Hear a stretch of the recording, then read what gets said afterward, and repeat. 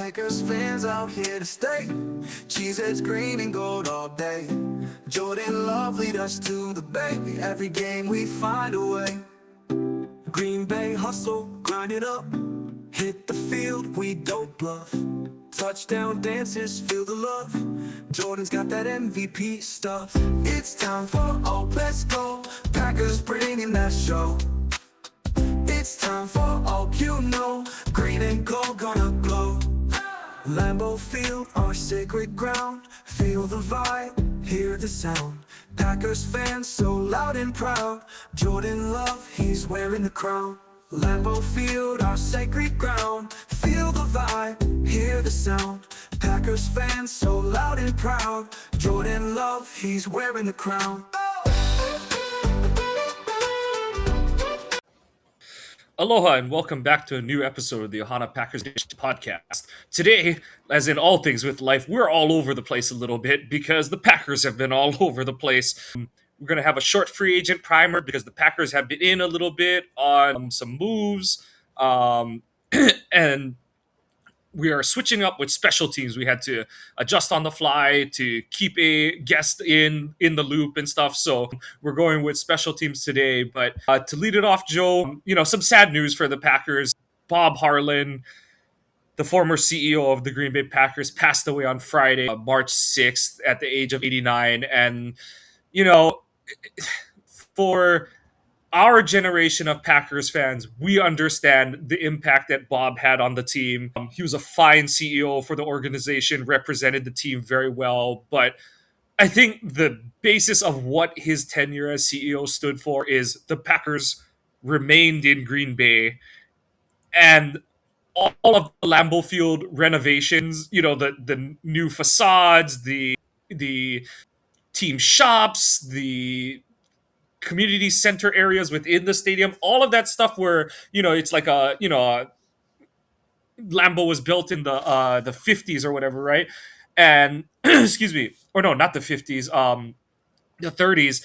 And it's like, you look at it now and you're like, oh, it looks like a modern stadium. That work was stewarded by all of the legwork that Harlan had, mainly towards the end of his tenure. But early on, it was helping, being a leading force to rebuild the Packers after making sure they stayed in Green Bay, and then he just absolutely rejuvenated Lambeau Field and turned it into the year-round. He was the guiding star for turning it into a year-round attraction, as opposed to just where it stood already as one of the most beloved stadiums in the NFL. But now it's like it's a venue that people want to visit year round. And, I got to throw it out there because I always like Bob because he was another Iowa. He was born and raised in Des Moines. But also you got to remember, his son, Kevin Harlan, who does a lot of the sports commentary, specifically he does Packers during the preseason. And then what is it? It's Bob's granddaughter, Olivia. Yes. Yeah. Because that's Kevin's kid, right? Yep. I don't know a ton about her. I know she's another sports analyst and she's married to, I think it's a Badgers basketball alum. But, there's a long legacy there. Like you said, there wouldn't be a Packers without a Bob Harlan. There wouldn't be a Ron Wolf without a Bob Harlan. There wouldn't be, Ted Thompson without Bob Harlan. So, yeah. The Favre trade happens because of Harlan. Holmgren to a lesser extent. I think Harlan had to sort of sign off on Wolf's selection of Holmgren, but, Harlan was signing off on a lot of decisions that were made behind the scenes after the fact. And yeah, it just... so much of the vision of what the 90s Packers turned out to be. Wolf was the guy calling a lot of the shots, but Harlan was the guy that's like, yeah, we're going to make it happen. He being the CEO, he's the de facto owner, singular owner of the team. So, a lot of those things, like I said, happen under his stewardship. I got to throw out my favorite, and Jason Wilde used to tell this one all the time. And I don't know if it's in Bob's book or not. I never really read it, but the story is so, and I can't always remember the quarterback they took. I think it's Rich Campbell, but they were in the war room and they were celebrating taking Rich Campbell with in the first round. And I think Rich Campbell was out of California, so that would have been the first California quarterback the Packers took in the first round. And they're all celebrating and shaking hands and all that stuff. And Bob Harlan turns to the West Coast scout, and the West Coast scout's all pissed off and not saying anything and all that stuff. And Bob walks over to him and says, "Well, aren't we took a guy that you would know, and this is your territory. What's going on here?" He goes, "The kid can't throw. His shoulder's shot." Yeah. And in short order, Ron Wolf was hired as GM of the Packers. Yeah, I was like, there's so many good Bob Harlan stories, and yeah, I was like, oh yes, like yeah, Rich. The sheer irony that there are like two Cal first round picks in the relative recent history of the Packers, and one is Rich I can't throw a football Campbell, and the other is Aaron Rodgers, who holds the majority of the meaningful modern passing records for the team. But yeah, it just goes to show he's a businessman, but he understood the people part of it. And I think and Bob always was humble enough to admit, like, I'm a business guy, but my whole thing was I had to put the right people in the right positions, and that was his whole thing with the hiring of Ron Wolf. And I'm sure towards the end he would say, like, yeah, and I don't think he'll ever, he can't now, but I don't think he ever came out and said, like, yeah, giving both the GM and head coach job to Sherman was a mistake. I think he made comments kind of alluding to it, but he never outright said, like, but like, I do think Wolf leaving kind of left him a little bit unprepared for that, and he was kind of like, but he really did, for the most part of his tenure, just put the right guys in position and then get out of the way for the most part. And I know it's easier when you're not like an owner, you're, the position he is, like CEO of a board kind of thing. But, for all the talk about, how a lot of people viewed how Murphy handled his time in the position, and I do think most of those conversations are extremely overblown, but Harlan really did stay out of the way and kind of in the shadows and was just there to be like a quote unquote figurehead for the team. And it's just so unfortunate to have lost him, and like, you just only heard the best things about him. And like you said, he has lived on with one of the greatest sports play-by-play men in recent history, in Kevin Harlan, who, like you said, the Packers have inside track for him doing all the home games in the preseason, and then whenever they play on Monday night, he is the radio play-by-play man. And Sam Decker is the the Wisconsin grad that Olivia, his daughter, is married to. But just need to say, give Harlan his flowers, because, like I said, I know some people will say, like, oh, you're being you're being over the top dramatic about it, but I really do believe that if Harlan is not as dogged in his belief that the Packers belong to Green Bay, that's the thing, is it's not just that they belong there, it's the mindset that they belong to this fan base. This team is somewhere else. This team is in LA or whatever, kind of, Houston, LA, whatever, so be it. So, well, let's face it, there might not have been a team, period, because they can't technically leave because they are owned by so many, right, and so it would be one of those where, kind of like the Expos, where they just shut down the team and then they restart a team elsewhere. Right. Just, yeah. So, yeah, the team was on fumes when he really took over, and he just started a rebuild that, and I've seen a lot of people that are like, why isn't he in the Hall of Fame? And I said, he's never going to get a fair shake on that kind of stuff, because he doesn't, quote unquote, actually own the team. And it's a real shame, because it really diminishes what he means to the Green Bay Packers. And I know that Harlan is one of those people who, if you asked him, he would say it's more important to him that the team recognizes his contributions. He's in the I believe he's in the Packers Hall of Fame. I don't, if his not his name should go up on the facade at some point. Like he had that kind of an impact on the team.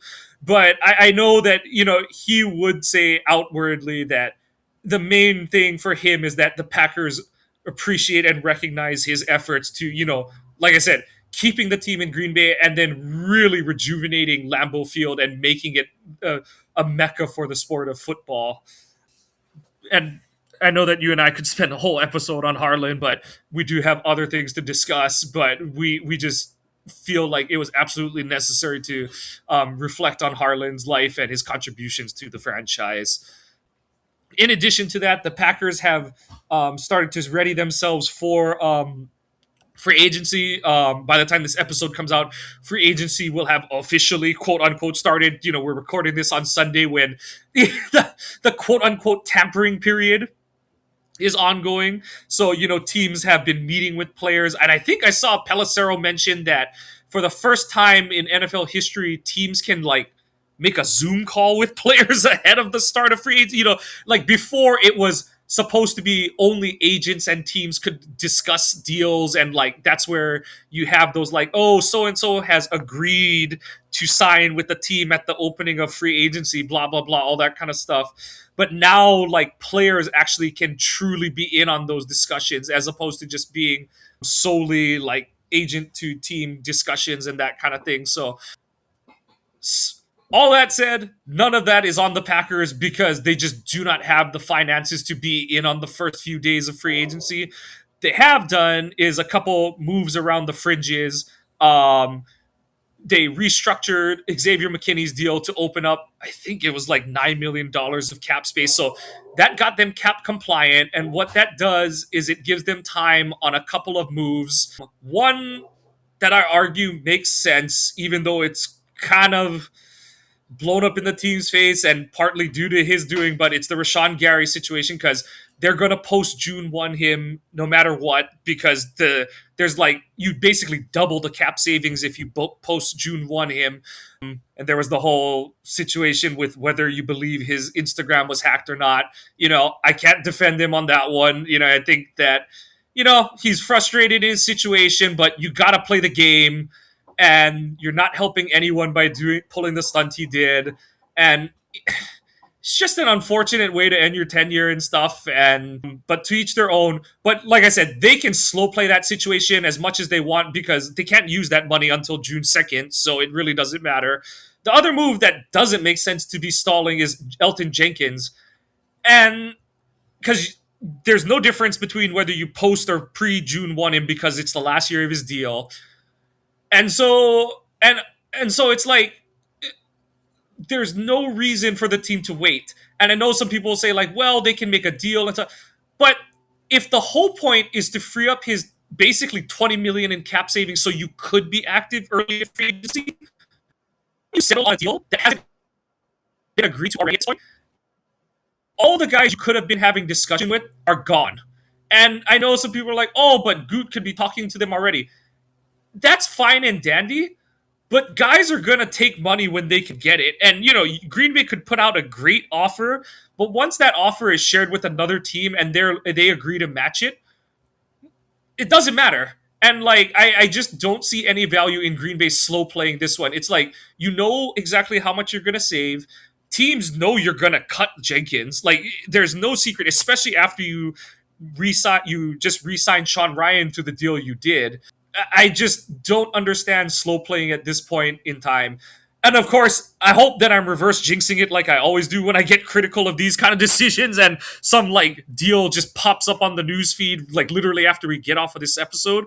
But I'm just a little baffled in terms of why, Huber and Wilde both had story, and I think Silverstein too, all had stories about how the expectation is that Jenkins is done as a Packer, the release should be coming soon and all that kind of stuff.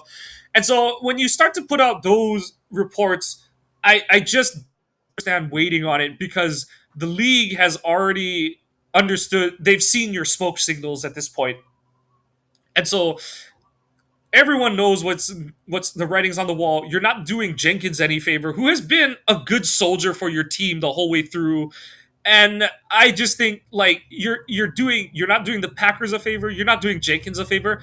Just move on, get everyone a clean sweep, and just open the doors for everyone for 2026. So that's my thoughts on it. And then further down the line, sorry, one more news update, and then I'll get your thoughts in here, Joe.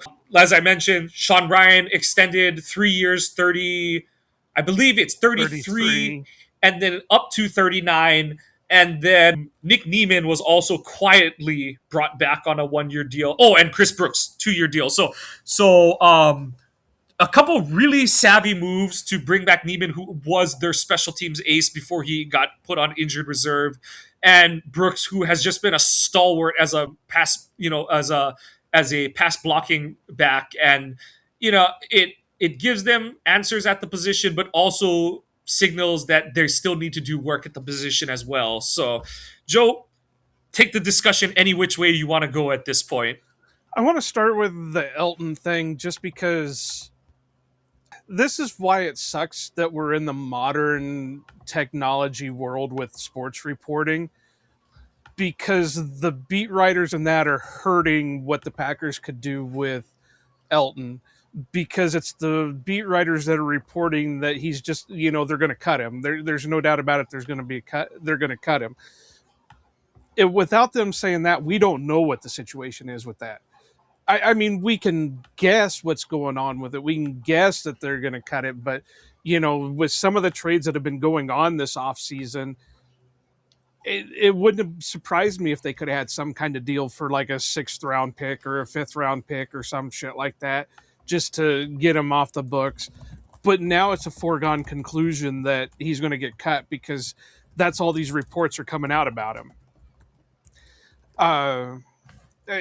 It kind of, I think they're also kind of waiting because he ended the season with an injury. They could be waiting, might have to wait for a certain situation because of the injury.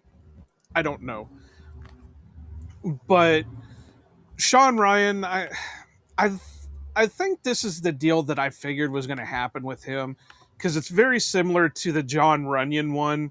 And that's what I've been saying for the whole time, that if they can bring him back on a John Runyon style contract, that, uh, it wouldn't surprise me. Now, the big surprise is they're saying that with expectations of him being the starting center. That one kind of surprises me a little bit more than them just saying, hey, he's getting this contract. We're not, quote unquote, we're not sure where he's going to start the season at, and go from there. But it's a foregone conclusion that he's the starting center according to the reports. So you can pretty much say they're out on Linderbaum. They're out on any of the other guys. Now the hope is they're still going to take a guy in the draft to play center, or they're really hoping that Monk can be their backup and maybe heir apparent or whatever. I don't know. I didn't mind the Monk pick when it happened, but there's so many people in our circle that poo-poo on Monk that it's hard to believe anything on about him. But that is what it is. I'm not against the Sean Ryan thing. I think it's almost like you said. It was expected in some ways and almost necessary, because you just can't go into the season with 4 question marks on the offensive line. And I know some people are going to be like, still technically a question mark because he right, ended the season injured. right.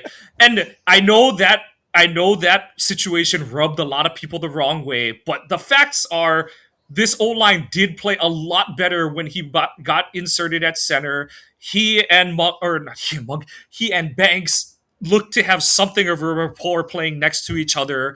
And the hope is that that interior trio of Banks, Ryan, and Belton can just gel, because that was the one set that really did play a bunch together down the stretch of the season. So you just hope to build momentum off of that.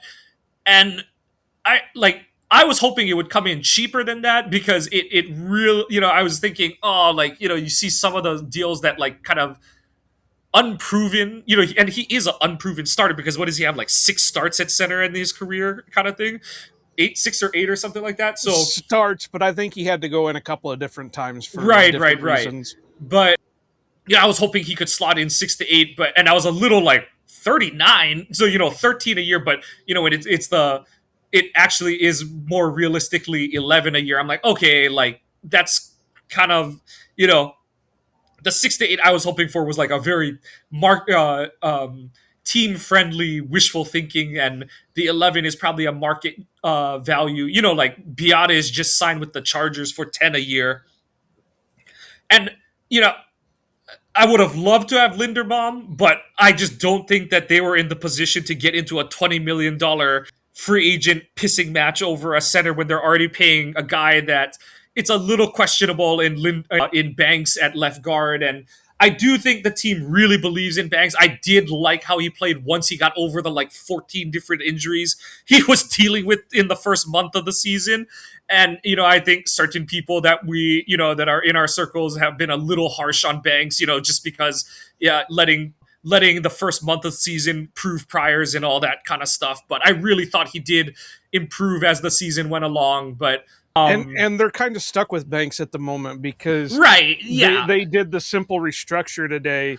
So, and yeah. I think and Bukowski did point out, like, would the team really do that with, and because I made the point that, like, I'm not sure how, I didn't believe, like you said, I didn't believe it was realistic to cut him after this season at all, especially because he was injured half the year. And at the same time, cut him next year. Yeah. And it would have been like, you would have been, not out of the woods, but it would have been a lot bigger savings if you cut him next year. And then I was kind of like, so why do the restructure now? But, Bukowski did point out, like, well, it might signal that they do still really think highly of him. And maybe they're right, maybe they're not. But I agree that, yeah, that signals that this likely means they're tying themselves to him for the third year out of that contract.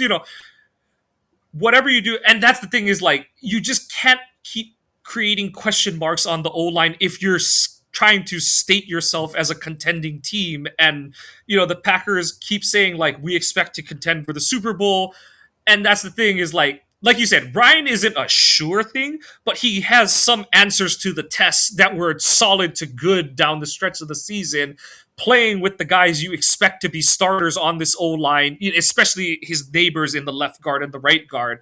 And that already goes a long way towards success in the NFL. And so, we won't beleaguer this point too long, but like you said, like you led off with it, it's a move that made so much sense. And it's not like they broke the bank for it. They, were able to reasonably create money for it without, like, really going into the room that, like I said, you haven't touched the room you need to extend Tucker Kraft and maybe even part of Watson, because that money is in the Rashawn Gary contract that you're still at the moment carrying on the books, and you're, set yourself up to post one designate and when you release or trade him. So it's all going to work itself out. They're going to, this is where I joke that it helps they don't have a first round pick, because that really lowers the amount that they'd have to set aside for their draft class. I think it lowers it by about at least a few $1 million, like $1.5 million or something like that in terms of cap hit, just based on where they would be picking. So yeah, like for all the people that are like, what are they going to do? The Packers always have a set of moves that they have, even for people outside the room to say they have all the answers to the test. The Packers still have moves beyond that they can pull, or that they're willing to pull for the right players, that certain people say they'll never do this. And it goes back to the whole, they've never done it before because, a Jalen Carter trade has never been on the table. A Micah Parsons trade has never been on the table. So, I read that, I say all that to say, like, those people aren't necessarily wrong. They just don't have all the information that they, pledge to sit to, they put out there to tell you they have. It's like they're going off their own historical set of data, but Micah Parsons trades don't happen every decade, every century. So be it as it may, the Packers are going to be just fine. They're going to have a good team in 2026. And another reason they're going to be good in 2026 is they should take a hard look at this special teams class. Well, you forgot a move. You forgot one of the big moves that came out this weekend. and that's Colby Wooden to the Ah, Colts for dang Zaire Franklin. it! See, this is why Joe is around, because if I had to lead this show, and I even have some notes down here, and I totally forgot to put the Wooden Zaire Franklin trade down.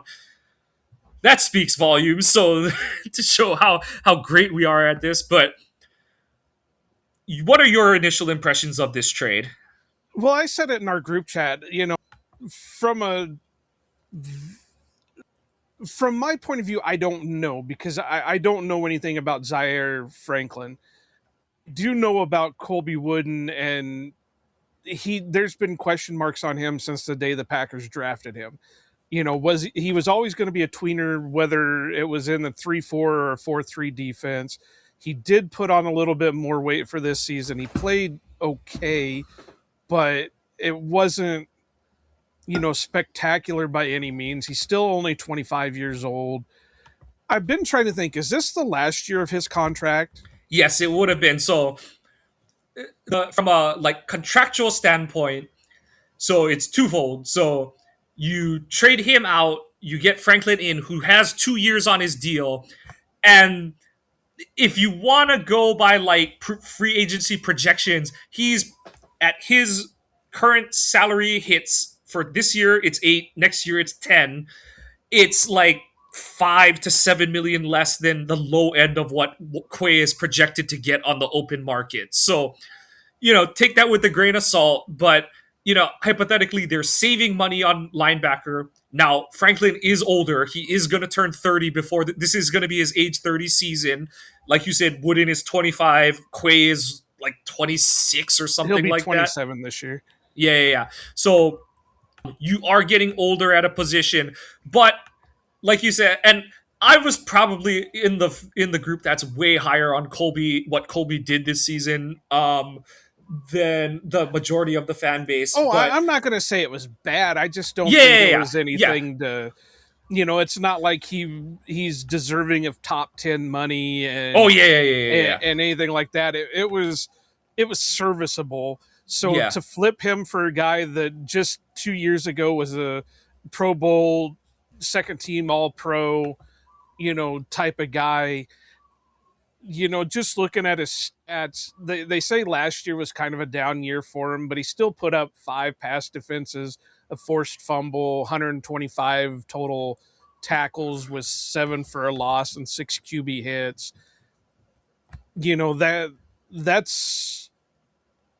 That's better than what we've been. Well, I won't say better. This also dashes my hopes that they would bring back Quay. Now, I understand Quay's going to cost a lot more money, so and let's face it, the Packers are hoping for the comp picks. There's no doubt about it. They're hoping for the comp picks, and Quay's going to get him one. Rasheed Walker's going to get him one. Malik's going to get him one, and Dobbs might get him one if you believe all the hype around his free agent market. so and they can only have a max of 4, so that's 4 right there. But from the eye test, looking at his stats, I'm not gonna turn it down, and it wasn't like it was a massive loss in trade value. If we can get him to play at the 2024 level,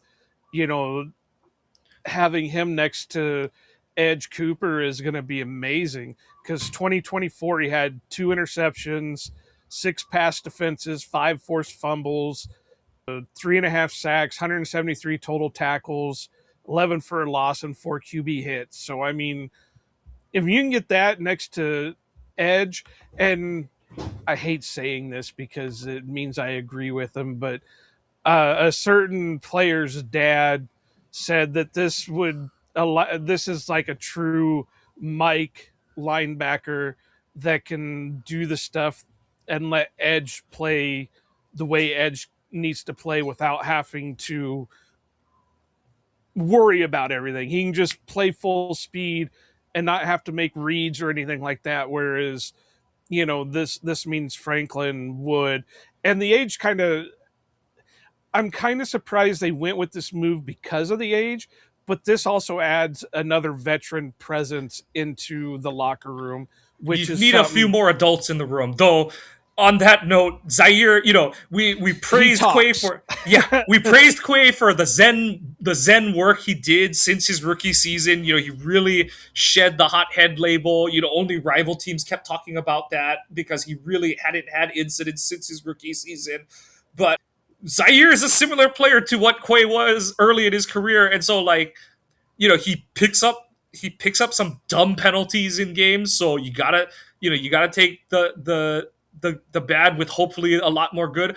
And one thing I will say, and I didn't watch a lot of Colts this season, but one of the big differences between this past season and the season before when he was in All Pro is they had a bunch of injuries on their defensive front seven. Mainly, DeForest Buckner missed like pretty much all of 2025 with a variety of injuries, and that's a massive part of their defensive structure to be down there. And so it can't excuse all of the slippage, but it does beg to And reason it that wasn't when even really a major sip with slippage. The only yeah, thing that fell was he didn't have any interceptions and he had 1.5 less sacks and fewer tackles. But not even that many fewer tackles. What is it? It's right, 48 fewer tackles. I'd yep, have to look at what the Colts stats were to see who was the next highest tackles on there, because that just means maybe he had more to do and wasn't able to get the tackle on or somebody took the tackle out from underneath him. But the other thing that I've been hearing that's kind of a knock and I don't like is it goes along with him being kind of a trash talker, is it's what we've kind of knocked Nixon on. They trash talk, but they can't back it up on the field. And, I don't like that. So, I'll wait and see what happens. Well, I guess worse that happens is they cut him. I'm hoping this is kind of like the Sean Ryan thing, where this doesn't mean they're not going to take a linebacker in the draft. This just means that it's probably not as high on their list, but yeah, they'll still be able to bring somebody in that they can slow roll because, and this isn't a knock, I'm not sold on Isaiah McDuffie being that third linebacker. I see him more as a rotational guy and fill in when injuries, but not a full time starter. yeah. The good teams have all taken advantage of him, like that, and like you said, that's not a knock on McDuffie. He's. It's not like it's happening because he's not trying hard. He just has definitive physical limitations, and the good teams are able to pick on it. So they've got to improve in that area. And so yeah, it remains to be seen. We still don't even know exactly whether Gannon is gonna, if his base defense is gonna be more 3-4 or 4-3. It the steam coming out of the room seems to indicate it's more 3-4, but you know it remains to be seen. And I um I I don't know. I'm still in hopes that they don't mess with the 3-4. They just stick with a base 4-3, and then he can roll out or whatever. Because I think if you move back to 3-4, you're going to hurt more of your guys than you're going to help.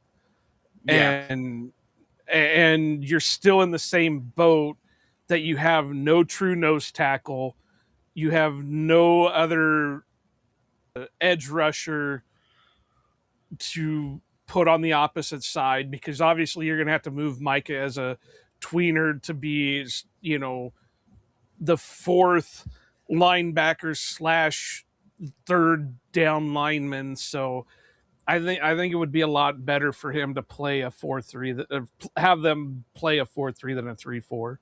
yeah. So remains to be seen, and all things to track as the season goes. Now, now we shall get into our special teams rankings. Okay, I'll be totally honest with you. We don't have to spend any time on punter because we have the Celtic cannon. Long snapper, all I'm going to say is they need to look for one. I don't know how to scout college long snappers well, because it's so hard to tell how much of it is a long snapper actually being good, or is it because they play starters on their special teams and you're just physically dominant kind of thing. So forgive me for not being able to scout college long snappers. Kicker. There are a handful of options for the Packers. they've got to come out of this draft one. I'm very glad that they kept Lucas Havrisek as a futures contract, but I'm sorry. To me, and I know the team isn't going to say this, McManus is done. He cost us at least 5 games last season, including the playoff game. Yet he cost 7 points because he missed the kick before halftime, missed the extra point on the golden touchdown, and then missed the field goal after Love had driven the team back into field goal range. Right there, the extra point and the field goal, that's the tie game. So just game situation wise, he screwed you there. He almost cooked you in a 6 game in that Pittsburgh game because he was missing kicks left and right after he saw Havrisek hit the franchise record and was like, oh my God, I have to get back. And he almost screwed the Packers there. To me, this is the perfect time for the Packers to cut bait. I know that it's probably not necessarily just a Bisaccia thing, but it's like it's just like, when a new GM or a new head coach comes in and they're like, okay, they have no ties to the quarterback, i.e. the Kyler Murray situation or the Tua situation, where it's like, the writing's already kind of on the wall for that guy, but especially, this is as close as you're going to get where it's like, well, they have no ties to this guy. So even more reason, just cut bait. He's not going to get better as he gets another year older and closer to 40. And no, Havrisek probably isn't the answer, but it's good that they have him for training camp at least. You can just continue to get him reps. And I know they have limited picks and all that kind of stuff, but if they really believe in one of these kickers, I say you go for it, because and we don't know what's going on with the picks anyway, because once the draft happens, trades are going to happen where they're going to trade down. I don't know. Have they come out and said if we're getting any kind of comp pick? I imagine it's going to be a low one, but what's it? No, we have nothing from this past year because we signed Banks and we signed what's his face, Hobbs, and we lost nobody in free agency for real. Like, no one really of note. So we're not getting any comp picks this year. So I believe we sit at 5 picks right now. And no, we got more than 5 because we've got at least 3 in the 7th round. Is that this year? I've forgotten where all those future trades gone to, because I know that the Kennard pick is gone. The pick they used to acquire Kennard is from this draft, I believe. No, I think it's next year's. Was it really next year? See, Jesus, great radio, Mike. Packers have 2, 3, 4, 5, 6, 7, 7, 7. Oh, there you go. All right.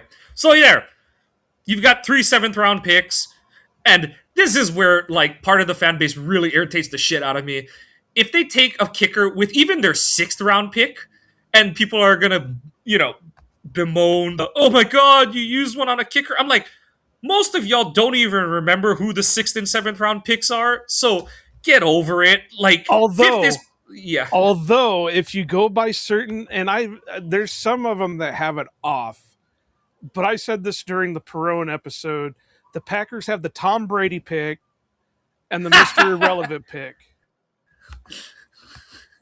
If things stand the way they are, they have Mr. Irrelevant and the Tom Brady pick. So 199 and 257. And what I said with the Perone episode is you would think they would have tried to get to Mr. Irrelevant last year with it being in Green Bay, because that guy would have been Mr. Relevant for the next 3 years. Oh yeah, absolutely. That would have been fun. But people might know it a little bit more just because of the hype behind, 199 being the Tom Brady pick and 257 being Mr. Irrelevant. So this is going to be a fun one. Depending on who you ask, but not necessarily at the top of the board, but high atop the board of kickers. It's Drew Stevens of Iowa and Dominic Zavada of Michigan. And I'll let you take the floor first. Drew Stevens, sell the Packers fans on Drew Stevens now. Well, the big thing is he's used to kicking in weather. Yes. Now, his stats for this season are a little bit down, but that's because Kirk Ferentz in his infinite wisdom would throw him out there kind of like McCarthy would with Mason Crosby and just say, hey, we're at Go solve all my problems. yeah, we're at 60 some yards, so go for it. He did miss one extra point this year, but if I remember right, that was in a real shitty weather situation. I think it was high wind. And if I remember it specifically, I think there was a penalty, so it pushed the kick back a little bit. But he was 97.6% for XPs this year. Again, his field goal percentage for 2025 was down a little bit. It was at 78.6. Last year's was 87, and 2022 was 88.9%. He still scored 107 points for the Hawkeyes in 2025. So that just shows you what they were using him for. He's not the biggest, he's not the strongest, but he's got good leg strength for what he is. I mean, enough that, like I said, Ferentz would throw him out there at like the 60-yard line and say, here, go for it, try it. And he always seemed to have the leg strength, just sometimes it was wide left, wide right, whatever it is. And I know it sounds like a Hawkeyes homer, but really, this would be the guy that I would pick. Nothing against your Savada, but it looks like Stevens had a hell of a lot better season than Savada did. But if I had to go with a kicker in this year's draft, it would have to be Drew Stevens. I know a lot of people are throwing out, and we'll talk about these guys here in a minute, but throwing out like Trey Smack and guys like that. But Trey Smack's from Florida, Will Ferentz from BYU, your Hawaii guys there. These guys aren't really kicking in weather. So if I had to pick a guy, it would probably be Drew Stevens for this year, just because I think you give him the time. He's got the ability. Everybody knows he's got the ability. If you go from 2022 and 2024, right off the bat, he's got the ability with, like I said, his freshman year, he hit almost 89% accuracy. And in 2024, his junior year, he hit 87% accuracy for field goals. I don't have the breakdown on distances. So, okay. The big one for me is, like you said, bad weather kicker for his career, 63% from 50 plus. And that includes going 8 for 13 the past 2 seasons, which is, 62. And like you said, that was with some of them being from like dumb distance or dumb situations where it's like the wind and the rain is coming in sideways fair, and it's like you should punt. Well, and like I said, he's got the leg strength, so it's just like, let's go out and see what you can do. Maybe you'll set a record or two. Yeah. Like you said, I know he's only 6'1", but he's a stocky 205 for it. And what's it? Let's see. Like, he of the top the consensus quote unquote top 5 guys, he's the heaviest at 205. So yeah, like kickers have weird builds and stuff, and like I don't think the height matters as much as it does for like a punter, where like you want your punter to be taller because the leverage and all that kind of stuff. You kind of see it with what the Celtic cannon can do. But overall, yeah, I wouldn't at all be upset if we took Stevens because, like you said, proven track record. Yeah, a little bit down this season, but well, every time he kicks, he's like being relied on to win the game for Iowa. Yeah. Like that's the thing, is like you don't have to worry about whether he's pressure tested, because every kick he makes, it's like, you make this kick, we still have a chance. You miss this kick, we're screwed, kind of thing. Like every kick of his career the past 2 seasons has been under those circumstances. So the kid is tested. Well, and if you go over to the NFL.com's view of him, Lance Zierlein, it says it right here: set Iowa career record with 12 field goals of 50 plus yards, including a 58-yarder in 2025. Right. And so and one of the things that you brought up is something that I'm going to bring up with Zavada is like kicked in all kinds of shitty weather, didn't kick at elevation for the majority of his career. And I do think that's a big thing and that's one of the knocks I have on Farron is that, BYU is technically at elevation and stuff. And, that if you go back and look at Crosby's draft scout, that was one of the concerns is it's like, okay, how much of his leg strength is legitimately his and how much of it is the fact that he's playing in Colorado, at Boulder and stuff. So these are things that teams really do take into consideration. Like I said, I wouldn't if Stevens is our pick in the 6th or 7th round, with the Brady pick or one of the 7th round picks. To me, that's an excellent use of resources because to me, based on how Goot has treated draft pick selections, that further signals that we are done with McManus. And I think on that alone, that is a proper use of resources in this draft. And you can still hold on to Haversick as your practice squad guy. Yeah. But I was just looking at it here. Outside of field goal percentage wise, Trace Mack was 81.8% field goal percentage. Drew Stevens was 78.6. He was also 27 of 28 extra points made. His longest was 56. Drew Stevens, I just read to you, had a 58 for a long. Yeah. And so and Stevens kicked 6 more times than Mac did. Like you look at I do think that it does matter how many times you've had to kick in a game. And that's a similar thing for Zavada is like, so yeah, his 2025, not good. Had all kinds of issues. I think part of it was just being asked to do way too much, but the concerning part for him was he started missing from inside of 40 this season. And some of them were just backbreaker ones where it was just like ball never came back kind of thing, or it stayed hooking off the foot and stuff.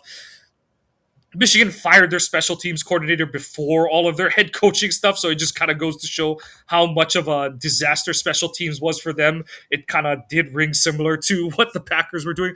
But then you look at 2024, and he probably should have won the Groza. He was 21 of 22. His one miss was blocked, and it was a bad block too. Like it was a guy came right up a B gap kind of thing, didn't have a chance to make the kick. And he was, over the last 2 seasons, he was 9 of 10 on kicks from 50 plus. And I think this year the 50-yarder he missed, he hit the cross. He either hit the crossbar or he hit the upright kind of thing. So, like you said, little bit different concern where Stevens' issues this past season could be written off to like just being put in dog shit situations. Zavada's were more somewhere between there being systematic issues with Michigan special teams and himself just having technique issues that led to some of his misses. And I do think, he's not a tall kicker, but he is 6'3". Most kickers are like in the 6'1 to 6'2 range kind of thing. He's also a little skinnier. Like he looks like a freshman basketball player who never put on the weight kind of thing.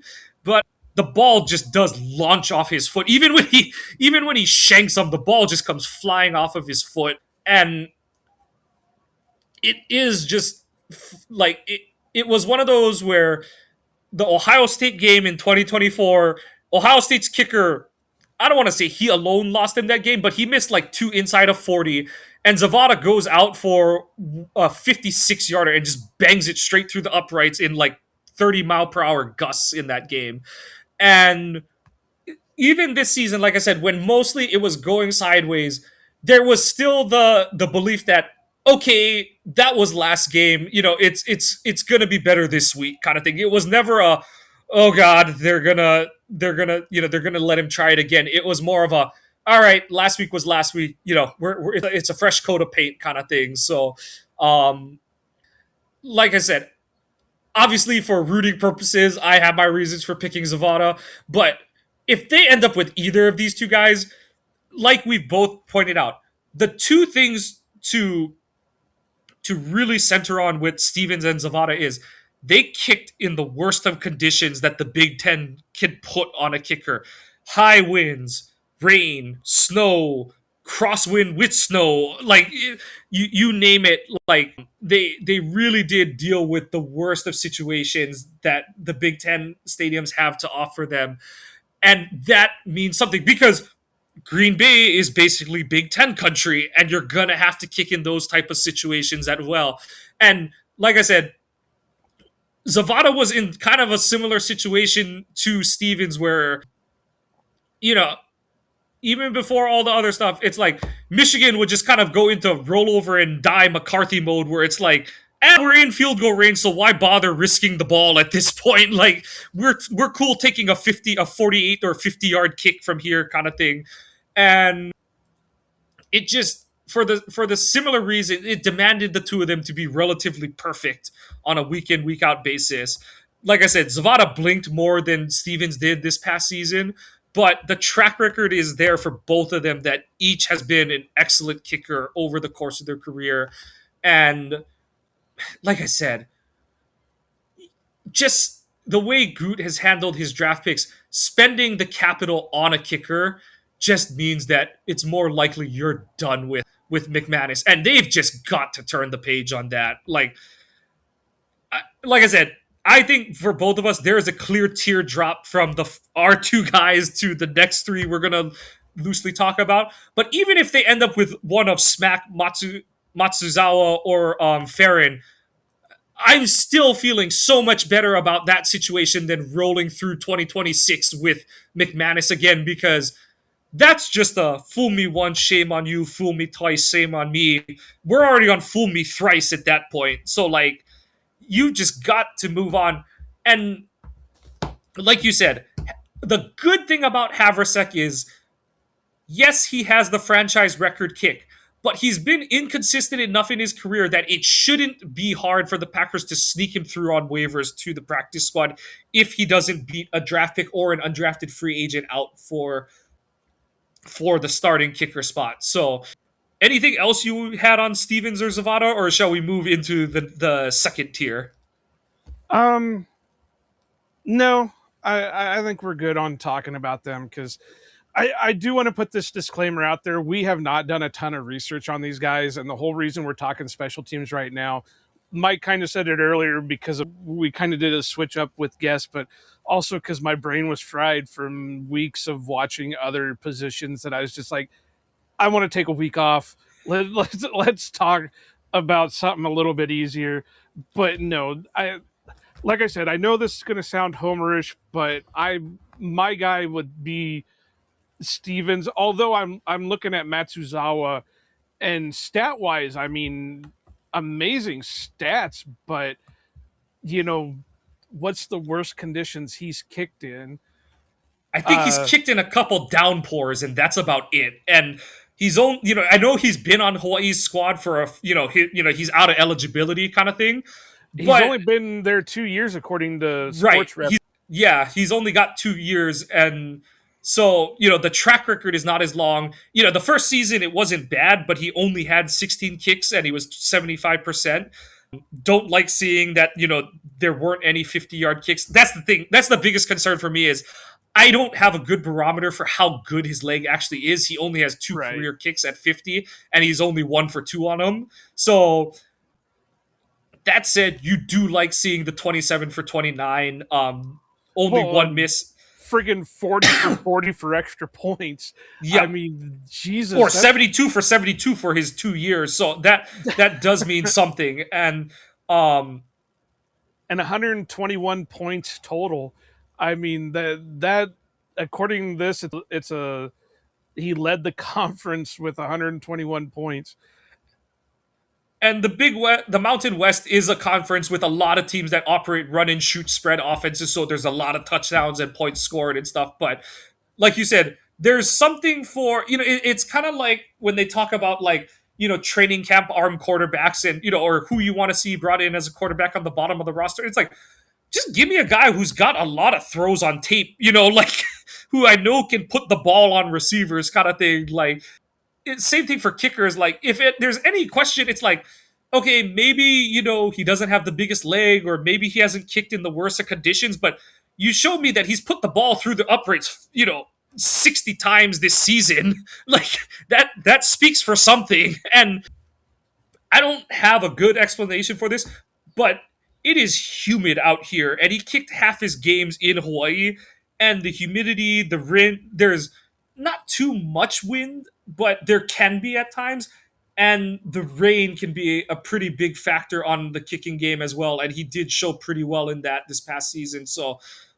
like I said, not too much to go off of because he only has 2 seasons worth of kicking in him.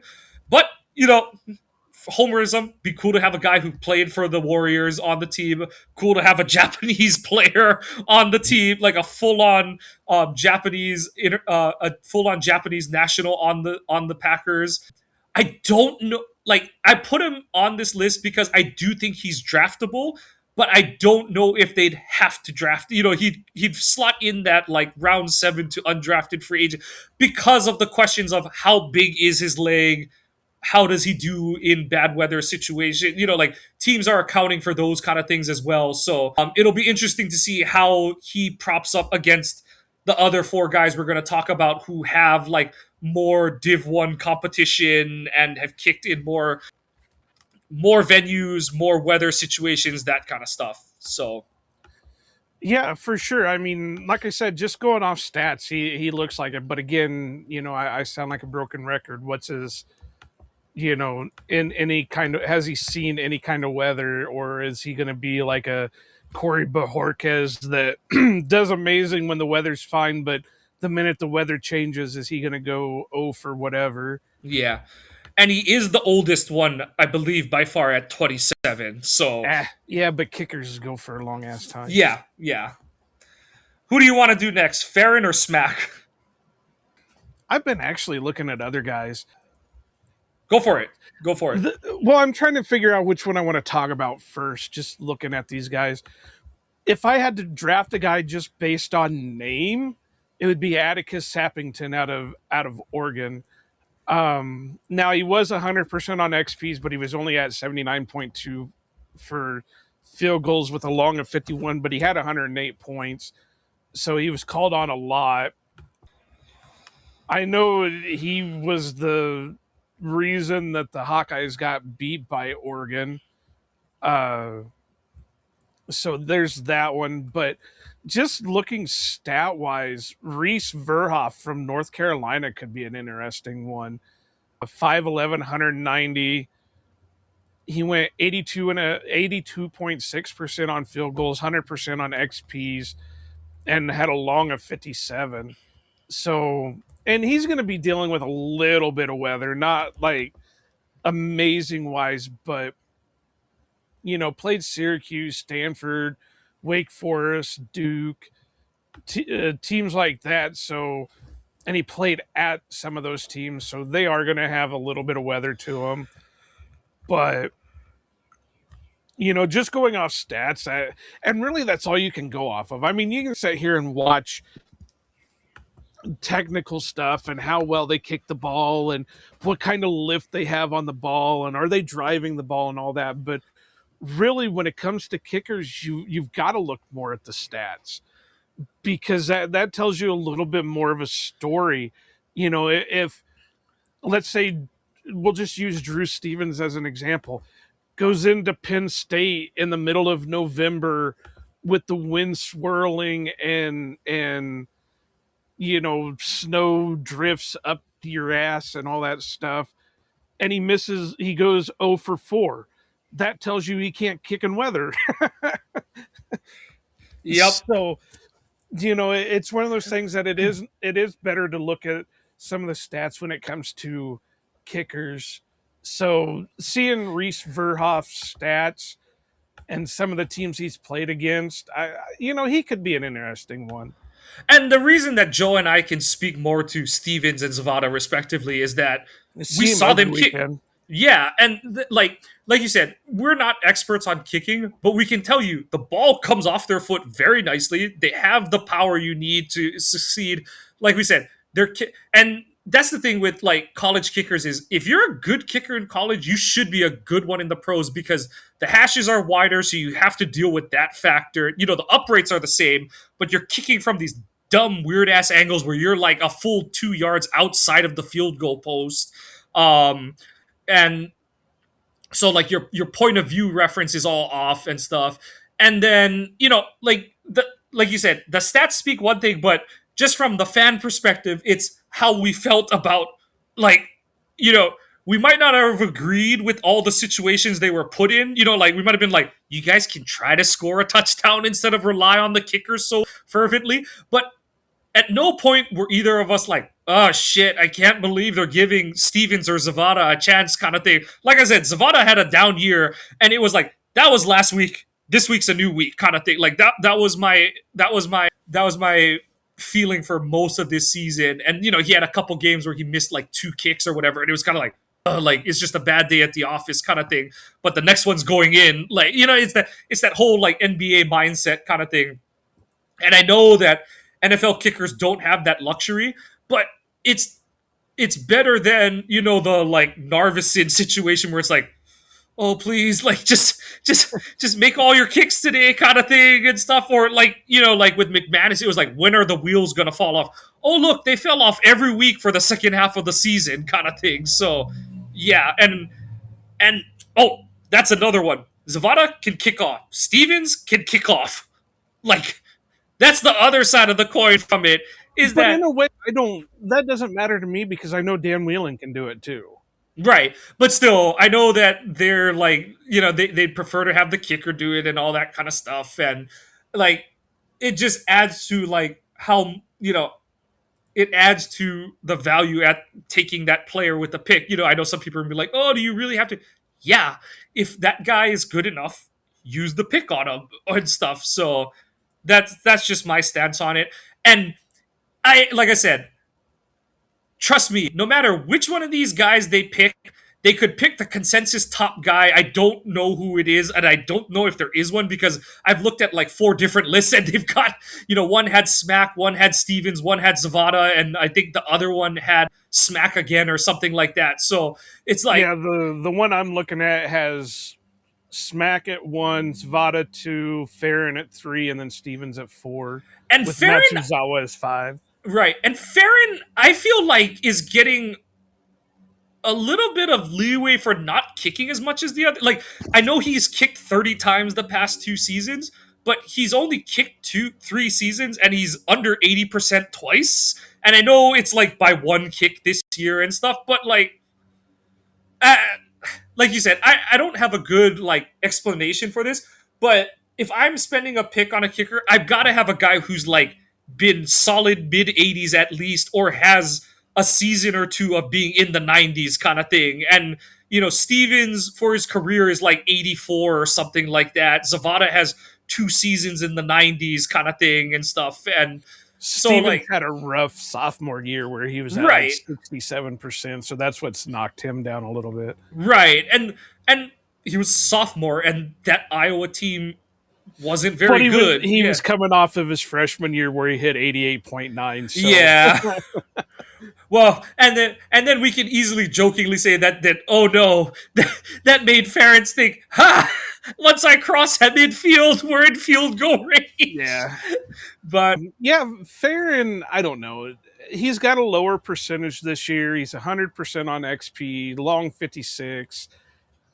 I like mean, I said, the question that's gonna dog him is how much of that is him and how much of it is the fact that BYU is at elevation. I do like that he's like 8 of 9 or something like that from 50 plus. well, he but- missed 2 kicks at UCF. Or no, I Right. guess that was at home. Missed 1 at Arizona. And that, let's see, missed 1 at Colorado. Also at elevation, so yeah. And missed 1 at Texas Tech. Yeah. So, those are the things that a lot of people are splitting hairs over. Like I said, I'm not an expert on it, but it is, a point that I've heard. Like I said, going back to Mason Crosby, I wish I had it still, but that was in the Athlon Sports Guide, was kicked at Colorado. How much of his leg power is, had the whole ball comes off his foot explosively, all that kind of stuff. But how much of his range is because he kicked at altitude for most of his career? How much of it is because that is naturally him, you know, putting that much juice into the ball? And I think Crosby did eventually prove that, like, he did have the juice, you know, all that kind of stuff, and it was more the accuracy that came and went with him. But yeah.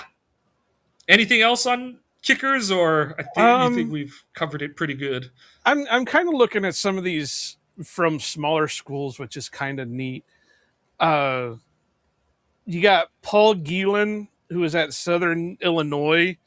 He's from the Netherlands, so you know he had to come from a soccer background. 6'6", 2'5". ESPN kind of screwed up because they didn't put a long for him, but it looks like his long was 53. 88.2% on his field goal percentage, 100% on XP percentage, 94 total points. It doesn't look like they really had him kicking long. His longer ones are mainly in the 40 to 49 yard range. And that could be a philosophical thing too. It's like, Yeah, you know, yeah, but I mean, he's a big dude, so you know he's got a little bit of power to him. Uh, all that so natural leverage stuff. Yep. yeah, so that could be an interesting one. They don't have a picture of him, so I can't really see what he looks like to see if he could like bulk up a little bit more, or if even though he's 6'6", can he handle any more on the frame? Sloan Calder out of Weber State. He was 85.7% on field goals, 93.5 on XP, 6'4", 180 out of Utah. So he at least had some experience in weather. Long of 52. This one I was trying to look at while you were talking, was Lath Marjan out of Kansas, 82.4%. Field goals, 100 on XP, 55 for a long. That's pretty good. We got technically another Iowa guy in this draft class. Harry Balky out of Drake. Oh, He kind of looks like Uncle Rico. His number was 69, so any kicker that's wearing 69, that's got to be an obvious win. 6'4", 220, 83.3% on field goals, 97.2 on XP. I think Drake has an outdoor stadium, so he would be kicking in weather. And I don't know Drake. I mean, I know where Drake is and all that stuff, but I don't know football wise what they are, how good they are or anything like that. But it could be a situation like Drew Stevens where it was just a really bad weather game that caused him a miss XPs or whatever. it looks like they have one of those outdoor, like, track, multi-purpose track football stadium kind of things. Well, I know they have a track because one of the big events in Iowa is the Drake Relays. And so, yeah, I do know that. But, yeah, I'm just kind of looking at some of these guys just to see, I don't want the kid out of Notre Dame because his stats are kind of whack. I don't really, I know it sounds bad, but I don't really want any of the warm weather kickers. But I mean, if that's what the Packers decide is best for him, hey, go for it. But sometimes I wonder if it's a lot better to take the small school guy because they're typically going to play. They typically are used more. This one could be interesting because he's a lefty, Gabriel Placencia from San Diego State. 82.6% field goal percentage, 100 XP, and a long of 53. I mean, that might throw Whelan off a little bit being a left-footed kicker, but I have full faith in Whelan. they call him the hefty lefty. Have our So, own Jared Lorenzen equivalent. 6 foot 230. Yeah, that's pretty hefty. But yeah, I mean, I think at the end of the day, all I can say is they've got to do something. Whether they take a guy in the late, with one of the 7th round picks, or they bring 2 or 3 of them in as UDFAs. I know we all talk about how LaFleur doesn't put an emphasis on special teams and all that. Now we've got a new special teams coordinator. We've got basically a whole new special teams staff. So, hopefully they can do something and get rid of McManus, because anybody who's listened to us long enough knows Mike and I were not on the McManus train when he was signed, even before he was signed. Just so many reasons, and now that's the thing is it's like I said, you're There's signing a whole new page. you're signing Mason Crosby with an off-field issue, and it's time to move on. He wasn't even that good he was bad. He was just undeniably bad this season and cost the Packers multiple games. So Oh, Mike, we might have to stay a minute because I just found a whole new page of kickers. There was a second page there. There's a Michael Stack from UW La Crosse, so he's been kicking in weather. Let's see if I can pull up any kind of stats for him. I know this dead air is amazing for people, but played in all 12 games. Made 3 field goals, so they didn't really use him. No. Oh no, he made 3 field goals in 1 game. Okay. Oh, okay. I got it. Okay, yeah. That's a little bit. 9 of 13, so not the greatest. See, Ty Morrison out of Montana, he's been kicking in some kind of weather. He's another kind of hefty guy, 6'3", 220. Come on, we know he didn't make any tackles. We know he didn't make any interceptions. Long of 51. Long of 55. Ooh, long of 65. That's got some strength there. I can't see what his totals were, but if he had a long of 65, we may have a new contender. Then there's a bunch of other ones: Kentucky, Robert Morris, Towson. Yeah, I know. You got to run. I'm just wasting time. Delaware. So yeah, like I said, basically they've got to come out with somebody. Yeah, I agree, and I wouldn't be at all upset if they took one and they signed one in. Like you said, just whatever you got to do. They should have cut McManus already. I know they won't, but they should have cut him already. Well, they haven't made a lot of decisions yet, so I don't know if that's going to be an all-in-one thing for Monday, being it's technically the start of the new season. Right. But yeah, I get it. He's got to be gone. Yep. Alrighty then, but appreciate you joining us for this episode. Like we said, I know we spent a lot of time on not special teamers draft preview, but a lot of stuff has happened the past week in the Packers universe. Just thank you for joining us again on this episode. Please check us out. Please check us out on our social medias at Ohana_Packers on Twitter. Please continue to support us there at Ohana Packers Edition on Instagram. Please follow us on Facebook, Ohana Packers Edition.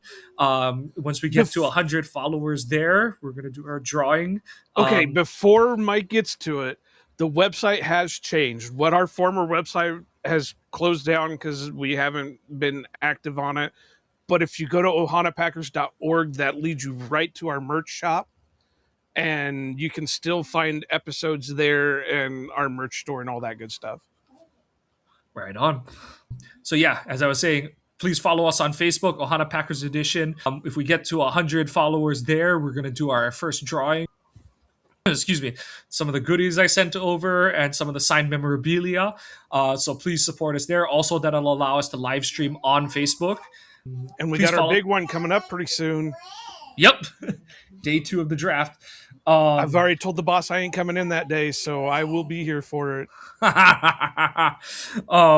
Please follow the podcast on your favorite podcasting apps. Give us a like and a subscribe.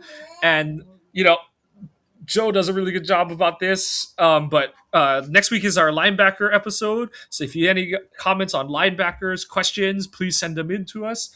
We always try to follow through on following up with fan questions and led discussions. So please continue to support us in that venue. But until next time, go Pack Go and aloha. Packers fans out here to stay. Cheeseheads green and gold all day. Jordan Love lead us to the bay. Every game we find a way. Green Bay hustle, grind it up. Hit the field, we don't bluff. Touchdown dances, feel the love. Jordan's got that MVP stuff. It's time for all, let's go. Packers bringing that show. It's time for all, you know. Green and gold gonna glow. Lambeau Field, our sacred ground. Feel the vibe, hear the sound. Packers fans so loud and proud. Jordan Love, he's wearing the crown. Lambeau Field, our sacred ground. Feel the vibe, hear the sound. Packers fans so loud and proud. Jordan Love, he's wearing the crown.